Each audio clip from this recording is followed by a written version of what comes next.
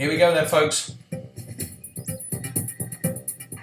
residents have been moved out, but 3 years on, there's still no sign of new homes here. Who's to blame? The council has never had enough money, so it's never been a fully funded scheme. But all I know is that he's failed dramatically, and I just wish he'd move aside and let us get on and finish the job that we started. It's a real gamble trying to do this as an opening headline, because it's a real tease, and that's what headlines are, teases. So the fact that you've gone, he needs to get out of the way and nobody knows who he is, it can work because you're teasing everybody and you're wanting everyone to know who's he talking about, or it can backfire because you actually need to give people more information than that. I'm still not quite sure which way this argument goes. New Forest ponies are at risk from a late fall of acorns, but these unlikely heroes could save them. Good mix of shots, good balance to that headline. And in sport, Basingstoke Bison surged to the top of the league with a smashing win.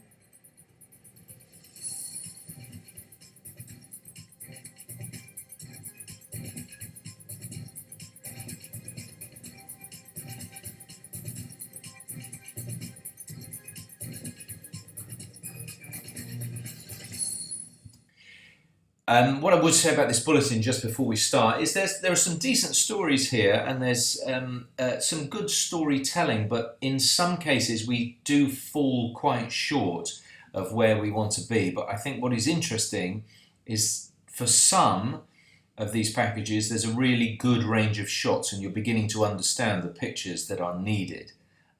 So let's go through it bit by bit.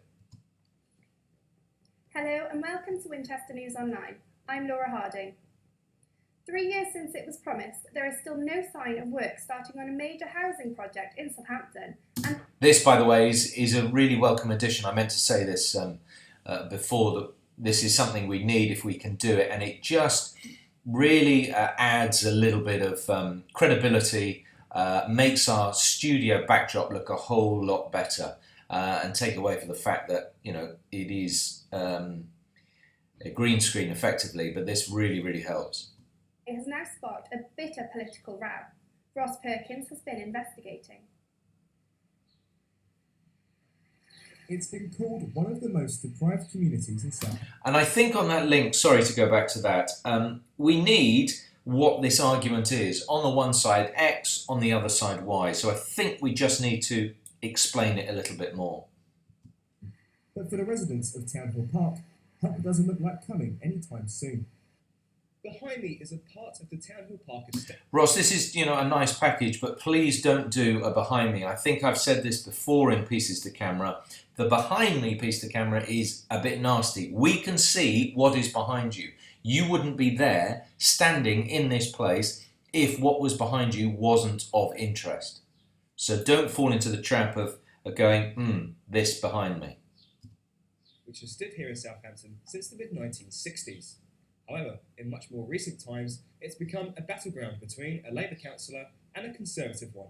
And I think you can make this bigger because you can make it an argument between the parties. I know it's individuals and you always get on councils petty squabbles. Now, I'm not saying this is a petty squabble because this is a bigger deal, but I think you can make your story grander by saying a row between the Tories and the Labour Party, not just two individuals necessarily.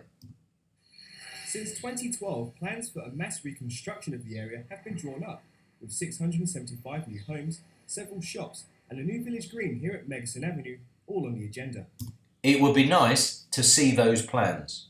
Where is the area that is going to have a village green, whatever? They must be around, so let's see them. But amid allegations the project is unaffordable, and with some residents already moved out of their homes, the future of the project is on the slide. Jeremy Moulton, leader of the Conservative... And now you've changed the sound on this voiceover and you've recorded this in a box. And there's a huge difference, and I've said this before, we've got a difficulty with our sound. And this is a bit of a problem actually, and why it sounds so poor. And we need to get into that sound booth and do our recording properly. Is dismayed at Housing and Sustainability Councillor Warwick Payne, with changing the Conservatives' funding model for Townhill Park.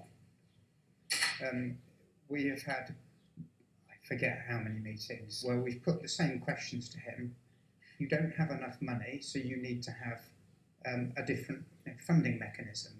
The numbers are absolutely stark. The council has never had enough money, so it's never been a fully funded scheme. Because even if there was enough money to do Townhill Park, you would blow all the budget over the next few decades, and you would. These are good cover-up shots and set-up shots, and that's fine.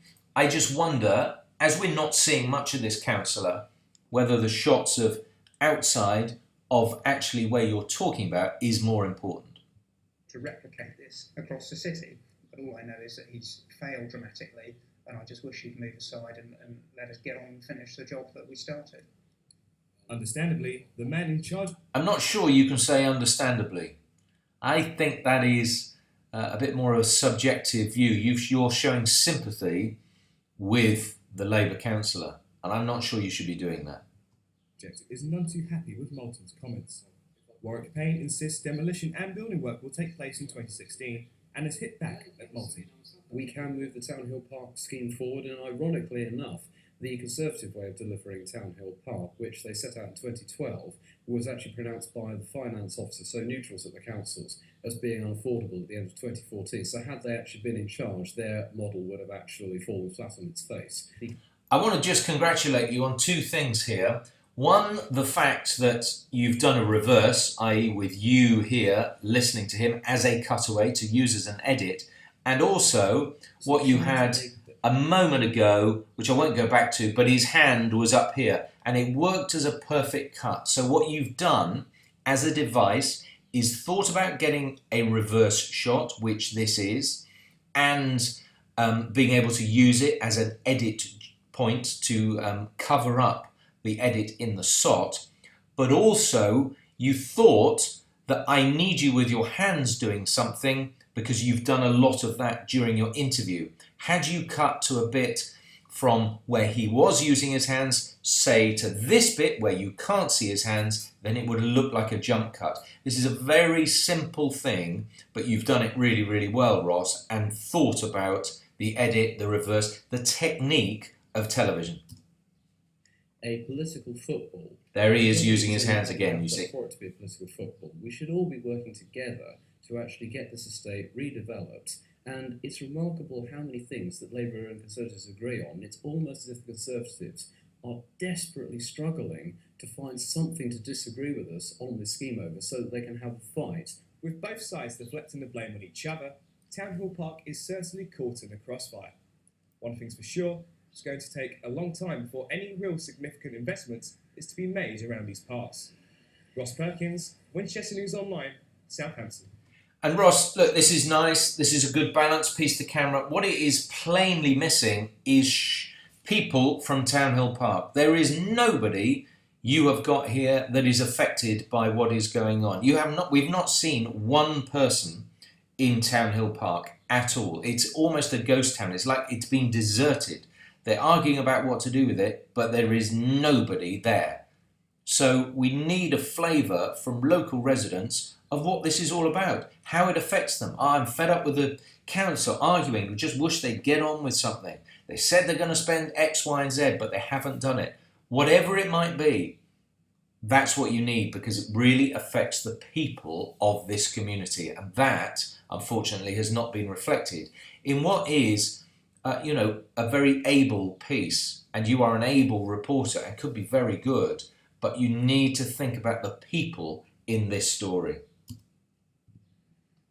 This year's warm autumn weather has brought a late fall of acorns to the New Forest. This is causing a serious problem because the acorns are poisonous for the New Forest ponies, so it's been decided to bring in the pigs. Each year they're allowed to roam the forest for a limited time and eat the acorns in an ancient tradition known as pannage. Usually that's finished by now, but this year the season has had to be extended. Alice Wheatley reports. See, that tells me a whole story. And I like the depth in which you've gone into this. I think part of the problem for Alice is she's not left with much to tell, not much of a story to tell, and there is repetition in this package. But I love the range of shots in this package. That is really, really good.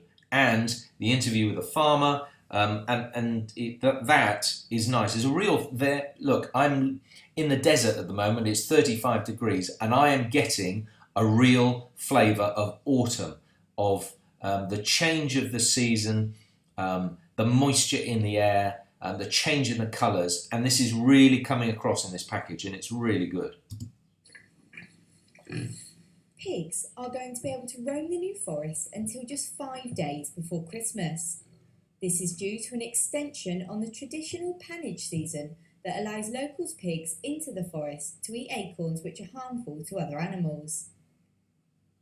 Last year, very few acorns around.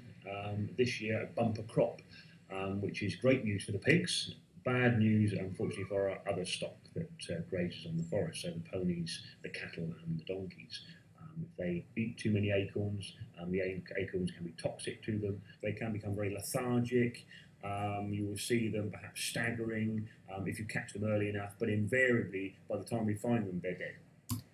It's really good a technique actually that you've come to see this guy in vision at the end, because what he says is really, really stark. You know, in the end, they're dead. And you need to see his face. I think if you had covered that with pictures, you'd have lost the impact of what he has just said. It's a really good technique. Another issue is the lack of pigs this year, as some farmers have been unwilling to release their stock due to another threat. We get a lot of trouble. There's a lot of due to in your voiceover, Alice, and we need to be a little bit more conversational in what we're doing. It's all a bit formal in our language. We don't say, well, that's, we don't actually say it's due to much. I was always told never to use that in print journalism and also in TV journalism as well. It's just a clunking phrase. This is a good interview, though. Really good to get your farmer, and it is so autumnal, as I said before. It's great. Dogs. We had a dog bite one of ours last year. That's why I haven't bothered this year. But right at the back end of the pig was all bit out. And people haven't got no respect with their dogs and pigs, and they moan all the time because we've got pigs on the forest now. They don't know them outside the gates and all this, and this is why a lot of people won't turn them out. With the pannage season extended for this year, horses like this one will be safe from harmful acorns. And again, it's a bit like this one behind me, and horses, I know that horse is behind you and he will be safe. So don't need to say like this one. Okay, it's one of my pet hates in a piece to camera, and you look so much more sophisticated if you just say it without the reference to what's behind you, because we know it's there, we can see it. Liz Wheatley, Winchester News Online, The New Forest. But a really evocative piece. It would have been nice, although having said that, if you could have got a handful of acorns in your hand and, just got down on your haunches with a handful of acorns, just to really show what the issue is and how many there are. The Walk-in Health Centre in Southampton has closed despite a 5-year campaign by residents and protest groups. The doors are now closed, but campaigners are determined this shouldn't be the end of their fight. They want to get the centre reopened. Rachel Gunter is in Southampton with the story. The Bitton Walking Health Centre closed its doors on Saturday after a long 5-year fight to keep it open. Yeah. Those part of the campaign held a meeting last night to discuss what can be done next. Last week, members of the Trade Union Socialist Coalition went to see Royston Smith about the issue. Right. Firstly, we've not seen a picture of the walk-in centre, and I wonder why we haven't done that. Where is that shot? Who is Royston Smith? You might know, but your viewer won't know who Royston Smith is necessarily. What I do like, though, is these are good meeting shots, and it looks quite. You look quite involved in it because you're very close to everything. So I like that. I think this has really helped the piece. Raised his concerns with Labour councillor Simon Letts. Councillor Letts has since written a letter to help. Now those shots look a bit blue to me. It may be on the download on this, but they still look a bit blue. To Jeremy Hunt, but is waiting a response. I have written to Jeremy Hunt questioning the decision and the financing behind it. And We await a reply, of course, because she's very busy, and I imagine some civil servant will, in time, find a few moments to send me a reply. We do want to see the government say if they are committed to a 7-day AHS, we need to see some evidence for that in terms of funding coming to the city to support it. I think the first part of that interview, Rachel, you could have said yourself, which more or less you did do.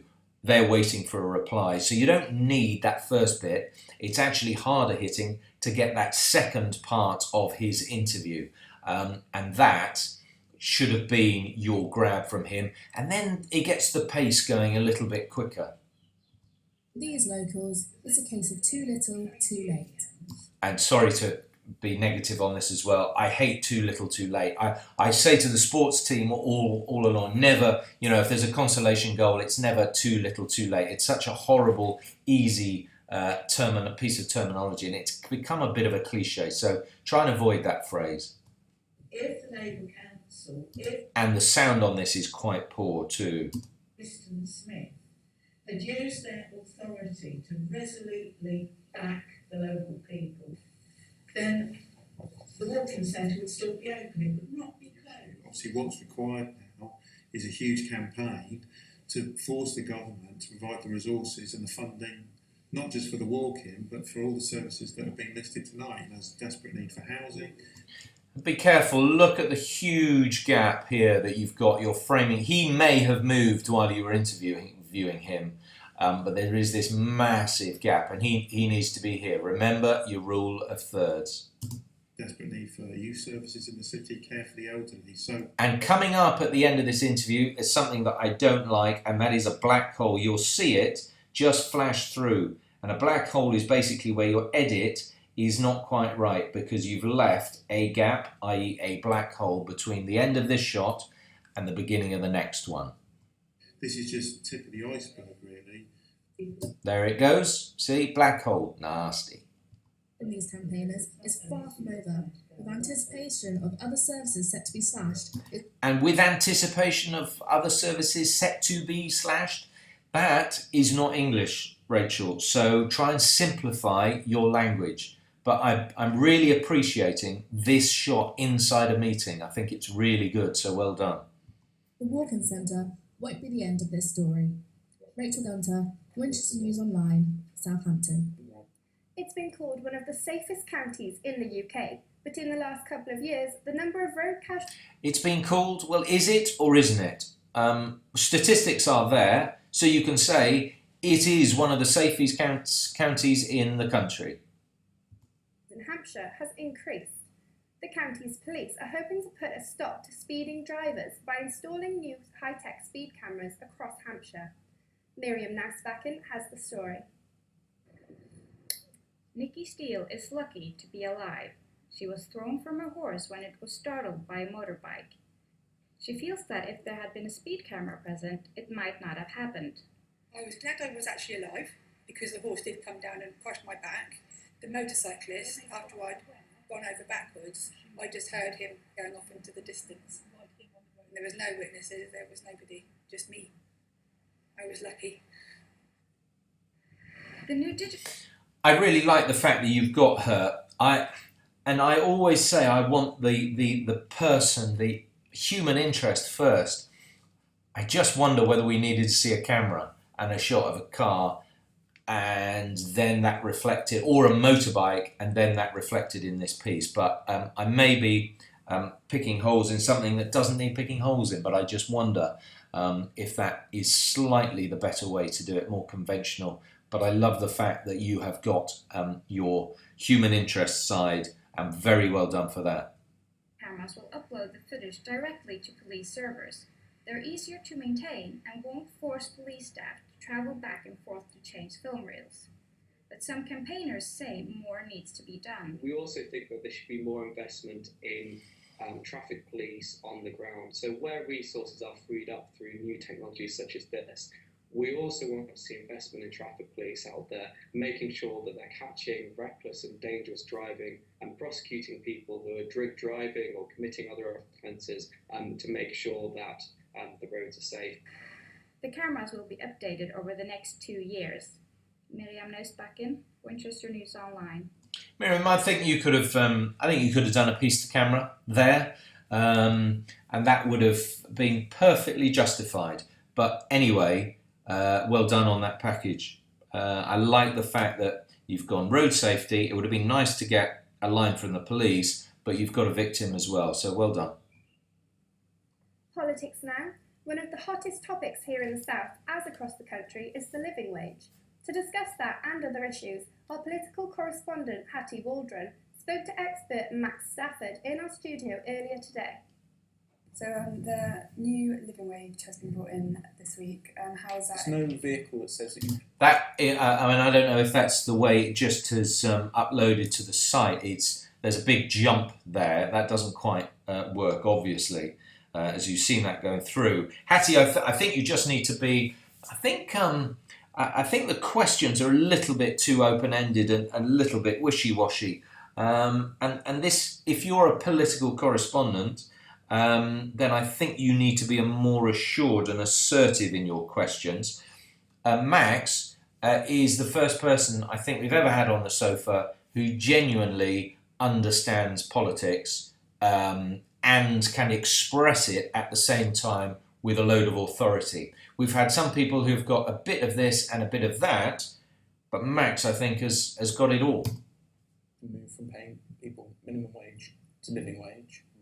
A cynic would say it's Osborne's beginning at a tactical tilt for the leadership. A wage rise, in one sense, is very easy to sell politically as a headline. Where the details come from on that, we'll wait to see. And the Conservatives have been in for 6 months now. How do you think they're doing generally? I think the Tories are probably delighted. I think they've got a few rebellions coming along. Corbyn, from the Labour side. I don't know if you edited there, but it'd just be good to touch on what those rebellions might be. Change the sense of debate insofar as he's a good person to have to burst the Westminster bubble. The Tories are still well ahead, double points in the polls. However, there's no sense of it narrowing particularly. So there could be a lot of problems coming up for the Tories, and we shouldn't ignore that. However, at the moment, they're still very much in control of the narrative in political life in Britain. Sound is a bit of an issue as well. I think that needed to be sorted out. Director? Okay. Well, thank you very much for your time. Thanks for coming in. Thank you. A new report has outlined problems at Winchester Prison, expressing issues with lack of staffing, as well as increased gang violence and use of legal highs. There has been an improvement in the security and education teams, but the monitoring board believes there are still concerns. Please use, it looks like you haven't used a tripod there. We need a tripod. If you're doing GVs of something, at least keep the shot still. But I'm really pleased that you've done a news in brief. It shows that you are getting around the area and thinking about other stories. According to urban myth, you're never more than 10 feet away from a rat, and that's certainly the case for some Winchester residents. For months, an apartment block in Winchester has been infested with rats, but it isn't the only place the rodents have been spotted. Rat traps have appeared all over the city. It's a good range of shots here, so well done on this one too. Is yet to be seen. New housing laws set to be introduced around the country are aimed at providing new starter homes with lower prices. The government is also planning to increase the rent of social tenants who earn over £30,000 a year.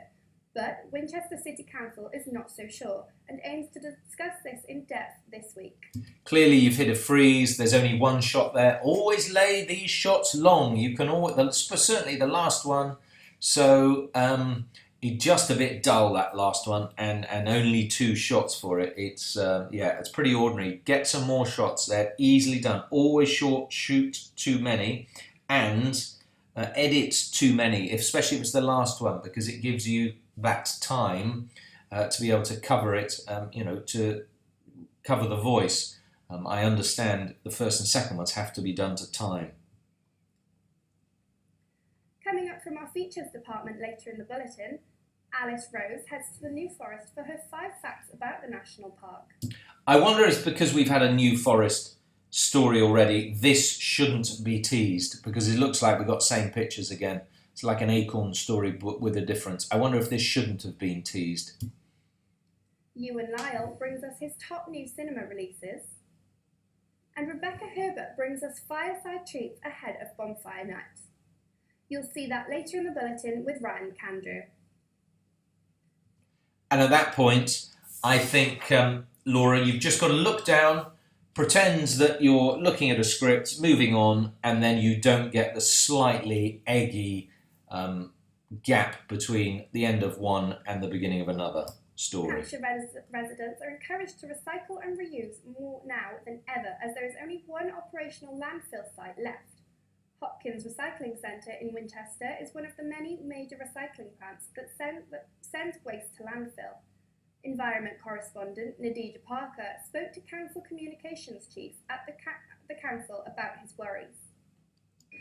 And I think that little slip at the beginning sort of worried you for the rest of that link. So just have a little look down, your next item coming up, and then you go on, and then I think you probably would have read it a little bit better. This site is one of 26 spread across Hampshire, where 84% of waste generated is recycled, incinerated, or sent to landfill. Some people at Hampshire County Council have expressed fears that there would soon be no landfill space left. It's changing the sound there, Nadija, and I'm not quite sure why. Now this sound, I can hardly hear him, and on this monitor you can see how burnt out it is, so I think your balances might be wrong as well. But there is no sound at all. In Hampshire, 157,000 tonnes of recyclables are processed each year. 60% of waste collected is being recycled, with less than 10% being sent to landfill. I'm not sure how that clashes with your opening piece of voiceover and the statistics you had there, about 88% of it either going to X, Y or Z. So I'm a little bit confused with some of your statistics here. But what I am going to like is you actually walking into this piece to camera. It just helps with a little bit of movement. With just one landfill site left in Hampshire, the council is urging residents to think again about what they are putting in these bins.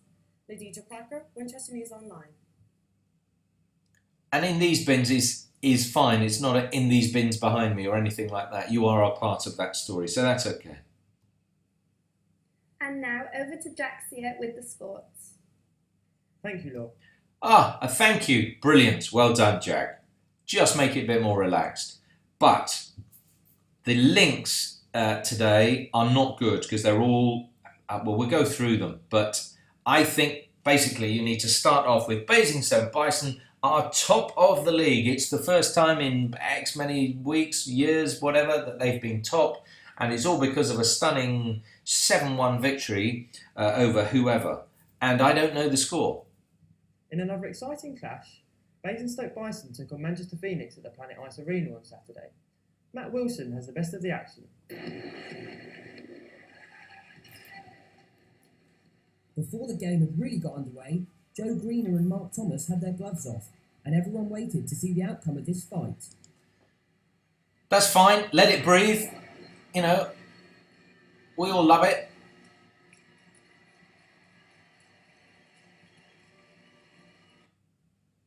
Phoenix took flight in the first period, taking the lead through James Archer, and defending well to head into the second period with the advantage. But there is at no time that I know what the score is. How can I not know on a piece of sport what the score is? It's unbelievable. Not in the link, not in the piece. Even when you start putting the captions up, I still don't know the score. And at the end, I'm still none the wiser. They've won. No idea what the score was. With a clever finish. So this caption, the one that's just gone, it's got to have a scoreline on it. Vital here today, as Bison were closing in on the top spot of the league. Basingstoke were the team that came out on top in the last period, as Stuart Mogg got the goal with a great assist from Joe Greener. Joe Greener increased the lead for Basingstoke as he put the puck through the legs of foam. Well, he increased the lead, but we have no idea what the score is. The home winning streak for the Herd looks set to stay, as Thomas Karpov went behind the net to finish smartly and secure the points for Bison.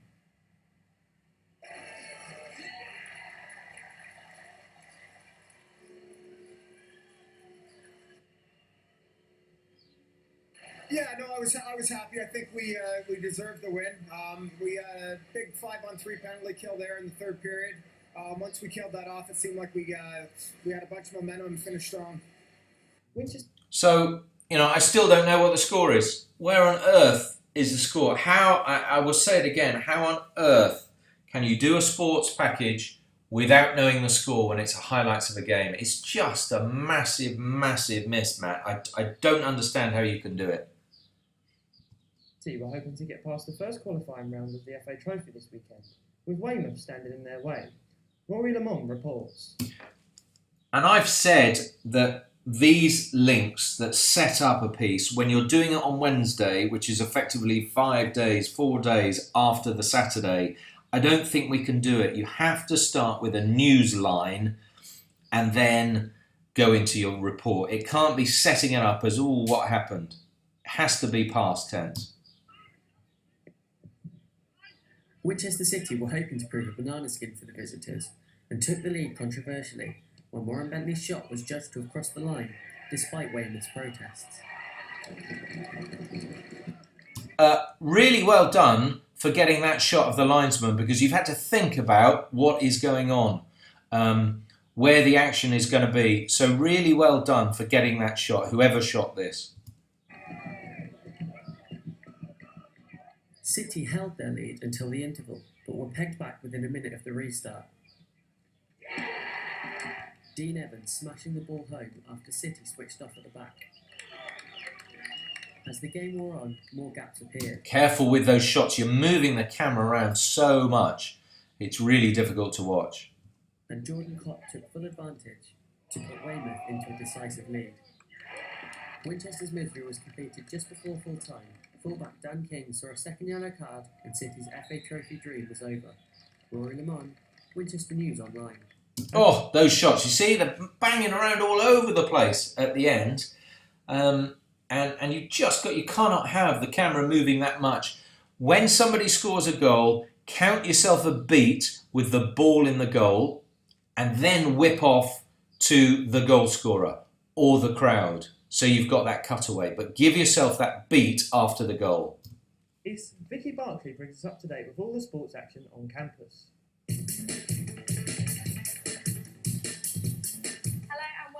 Vicky, I think the music can carry on going underneath this. It needs to be quick, it needs to be zappy, and as we're looking at you, lovely as you are, and a few graphics, I think we need something to zip it along. Winchester Campus Update.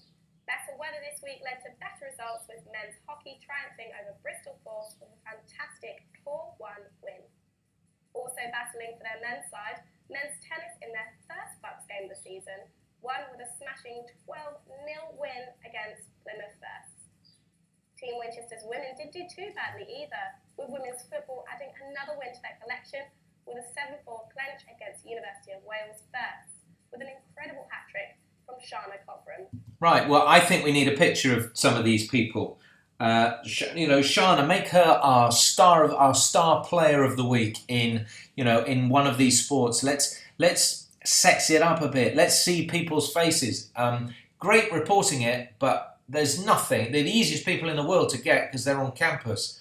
So we want pictures of them or something to make this live. At the moment, it's a dry part of the bulletin. We hope there'll be more wins next week, but for now, that's all from Team Winchester this week.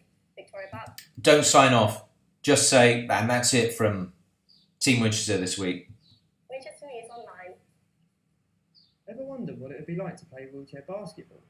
This week, Matt Shepherd headed down to Sholing to test himself against the Hampshire Harriers first team. I think it just needs a bit more of a link there that, let's put it into perspective and maybe the number of people that are playing it, or it's just not quite enough there. 3 years have passed since the London 2012 Paralympic Games, and here in Southampton, home of the Hampshire Harriers wheelchair basketball team, the sport is growing in both recognition and in participation. In true spirit, I decided to join in and get a taste of the sport.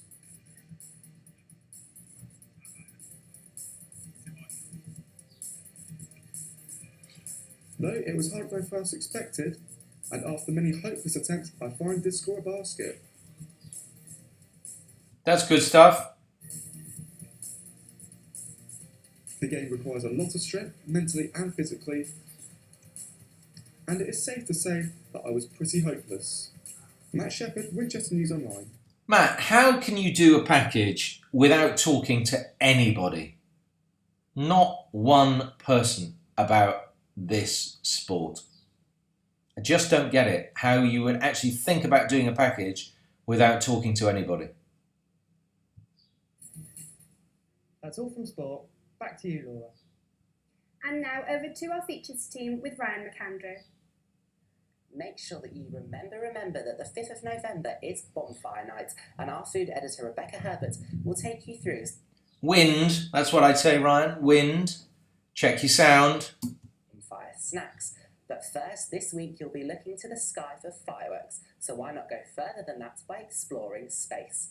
Our travel and leisure writer Amy Best headed to the opening of the Visions of the Universe exhibition at Southampton's Sea City Museum.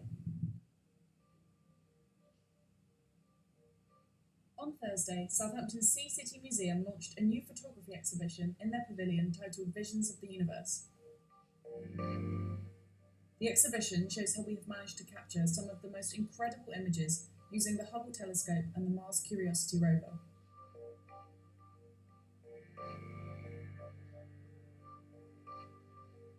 You can gaze at our neighbouring planets and stars and use the interactive screens around the pavilion to brush up on your basic space knowledge. This unique exhibition will take your breath away, so it is not one to miss. Amy Best, Winchester News Online. Earlier in Winol, Some nice pictures there. I appreciate that probably my deconstruction is going on quite a long time, so I'm going to whiz through these. And apologies to the features department, but I'm sure you will get very good feedback from both Brian and Chris. Yes, I feel we need to whiz through. The Panish season has been extended this year in the New Forest. So here is Alice Rose with 5 interesting facts that you may not know about the national park. Well done for referring it back to the news story. And yeah, it reinforces the fact that I don't think we should have teased it, and we should have had some of those earlier shots from space as a tease or something. Earlier in Winol, we saw that Panic in the New Forest has been extended. Here are 5 more interesting things you may not have known about the New Forest. Despite the name, the New Forest is not... Make sure you walk before you talk. Simple thing, otherwise it looks a little bit stilted. Colours, framing, lovely, really nice. Name. It was founded by William the Conqueror in the year 1079 as a royal hunting ground. The New Forest ponies, like this one behind me, We can see that behind you. I think we've done that point before. are the area's most famous residents. Historic rights let locals graze these adorable animals themselves. Make sure you don't lose your voice here. Try and keep it clear. It was granted national park status in 2005 and has remained pretty much unchanged for thousands of years, except for the addition of a few roads. Wait for the car. Well done. The area is home to the annual New Forest Walking Festival, including historic hikes, family adventures and shorter strolls to explore the beauty of this national park.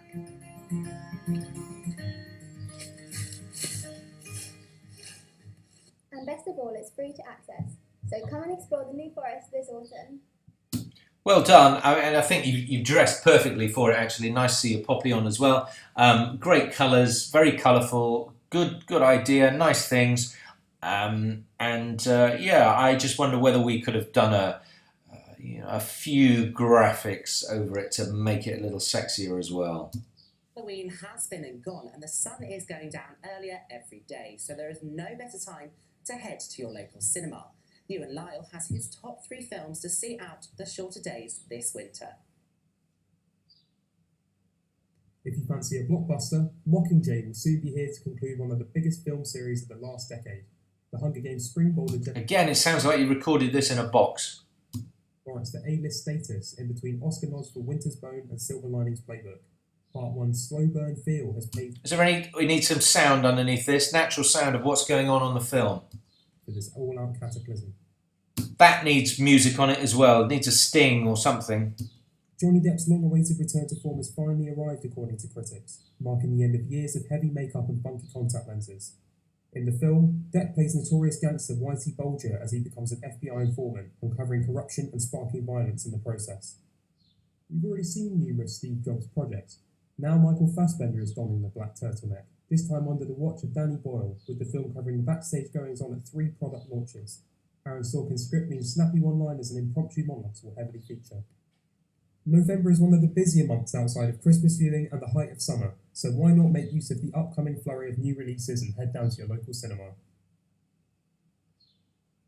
Oh, very nice. Are you planning a bonfire get-together? Well, Rebecca Herbert is going to show you how you can wow your friends with these traditional fireside treats. Just go out with a bang this bonfire night with these easy treats. For the edible sparklers, you'll need a bar of chocolate, breadsticks, and toppings of your choice. Then melt the chocolate.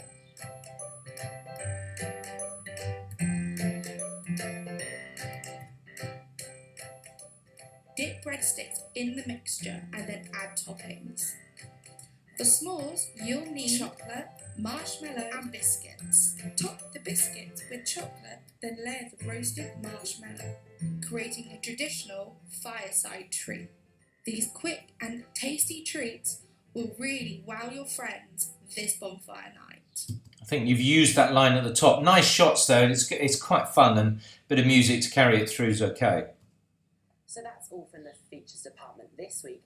Make sure you head over to winol.co.uk for your food, fashion and leisure fix. That's all from us. For more award-winning news, features and sports, head to our website, winol.co.uk. Goodbye. Well done, Laura. It's nicely presented. I think you've given it a nice feel to that all the way through. I think Brooke has a good range of stories, as I've said. But just focus on those bits that I have outlined. But on the whole, well done.